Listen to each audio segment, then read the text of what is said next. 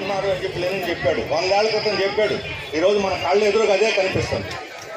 మీకు ఏమో అవి చేస్తాం, ఈ చేస్తాం, అవి ఇస్తాం, ఇవి వస్తాం ఎన్నేని చెప్తారు తప్ప జీతం పెంచే విషయం ఆ ఒక్కటి తప్ప నిన్న మేము CS chief secretary Jawahar Reddy గారిని కలిసాం. మన వామపక్ష పార్టీలు అన్నిటి తరఫున కలిసాం.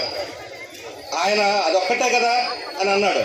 ఆ ఒక్కటి తప్పని సతీ సావిత్రిలాగా వీళ్ళు ఎంటబడుతున్నారండి అని చెప్పాం.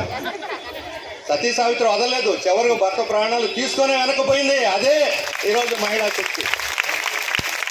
అందుకని మేము చెప్పాము. ఆయన అన్నాడు మగవాళ్ళని ఉండుంటే బాగుండేదండి, మాకు ఆడవాళ్ళతోటి మేనేజ్ చేయడం చాలా కష్టంగా ఉంది అంటున్నాడు.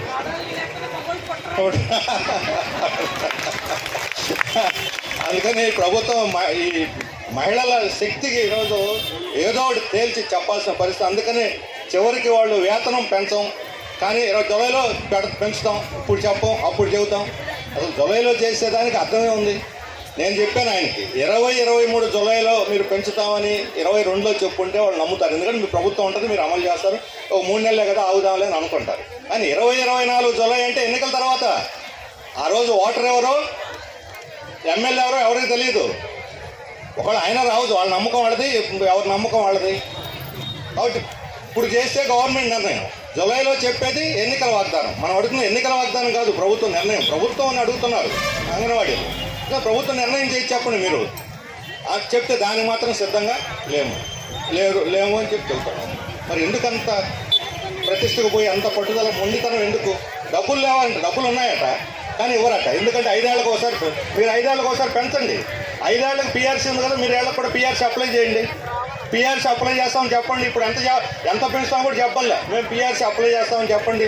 రేపు జూలైలో పిఆర్సీ అప్లై అయిపోద్ది, ప్రభుత్వ ఉద్యోగులు అవుతారు, అన్ని సౌకర్యాలు వస్తాయి.